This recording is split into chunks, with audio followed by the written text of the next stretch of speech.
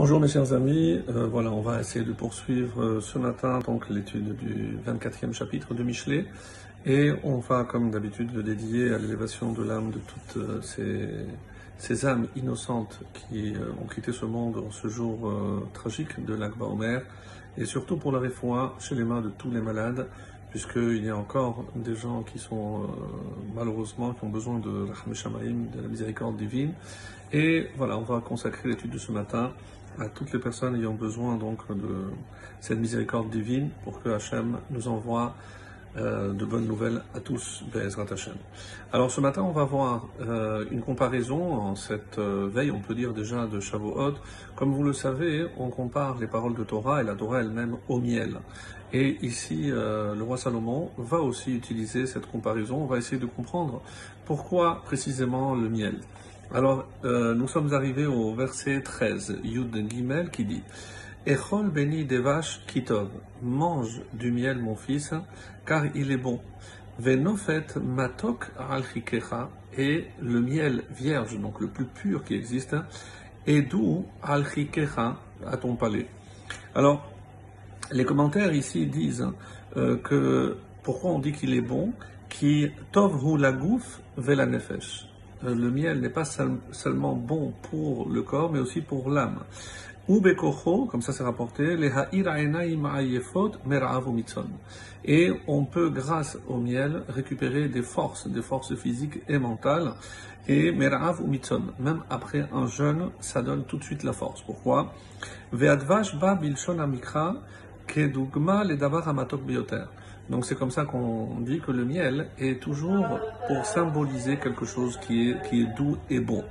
Et ici, Echol, est-ce que c'est un ordre? Non, évidemment c'est un conseil. Un conseil si on veut acquérir quelque chose de doux. Et pourquoi les Chachamim vont faire ici une comparaison à la Torah? Parce que qui Tov, la lumière est appelée Tov, et la Torah qui l'écart Tov. Car un enseignement bon, je vous ai donné, c'est la Torah. Donc, et pourquoi faut-il préciser que la Torah est bonne? Parce que, évidemment, il y a, comme la paracha de cette semaine nous le dira, il y a un effort à faire. Il y a un effort, pas simplement pour acquérir la connaissance, mais pour la pratiquer. Parce que ça demande des efforts, ça demande évidemment un investissement. Et quand je dois faire quelque chose, je dois évidemment sacrifier autre chose. Donc sacrifier de mon temps, sacrifier de tout le reste pour accomplir la mitzvah, parce que je sais qu'elle sera bonne, peut-être pas sur le moment pour mon corps, parce que je suis fatigué ou je n'ai pas envie de faire, mais c'est bon pour mon âme aussi, et c'est pour ça que la Torah, un petit peu comme le miel, est quelque chose qui est doux, mais qui tov, mi pene shadvash hu tov, et quelle est la différence avec nofet, le terme qu'on a traduit par du miel vierge? Ici on nous dit qui tov olim gam ledibourze venofet hu kinui piyuti lidvash. D'après certains commentaires, c'est un terme poétique pour désigner le miel, et d'autres disent non vevcharshu kinui lidvash haniga, c'est le plus pur qui existe, c'est pour ça qu'on a traduit comme cela.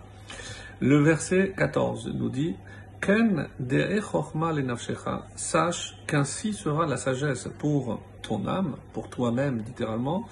Im matzata veyesh acharit, si tu la trouves et qu'il y aura donc un lendemain, ou comme on avait déjà traduit ce mot par une récompense, vetikvatecha lotikaret, et que ton espoir, ton attente ne sera pas déçu. Et là, clairement, donc, on dit ici que le miel, nous on avait dit que c'est par rapport à la Torah, mais ici c'est la chorma, comme le leitmotiv donc du roi Salomon, d'acquérir toujours la sagesse. La sagesse est comparée ici au miel, et c'est pour ça qu'il nous dit De'e, les shon tzivui, donc sache. Donc c'est dans ton intérêt. Et c'est pour ça Ken da'na chorma. Et comme la sagesse, tu dois l'acquérir. Au bas des besegol, les tura atid. Mais c'est aussi c'est au futur. Donc tu sauras. Pour l'instant, tu ne vois pas que la sagesse ou comme on a dit d'abord, la Torah, elle est douce, mais tu verras les résultats après. Et c'est peut-être cette explication. Shachorma metuka le nafshecha, en quoi elle est douce pour mon âme, le atzmecha, c'est pour ton bien, pas pour un bien forcément immédiat. Imatzata chorma, si tu l'as trouvé et et tu as acquis cette sagesse, yesh acharit, az yesh lecha acharit, alors tu auras un lendemain, c'est-à-dire une récompense. Et on sait très bien que la récompense, matan tsecharan shel tzadikim, la vraie récompense dans ce monde n'existe pas, c'est dans le monde à venir. Et acharit ainyana atid, et c'est pour ça que acharit c'est toujours acharit ayamim, la fin des jours, ça désigne toujours le futur, parce que la vraie récompense, elle ne peut se voir, et on aura aussi, comme vous le savez, les réponses à nos questions les plus intimes, les réponses seront données dans le monde à émettre, là où on aura évidemment accès à la vérité.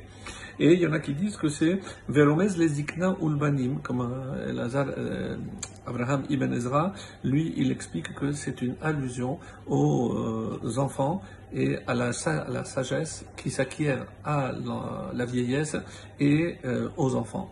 Donc, c'est ce que je nous souhaite.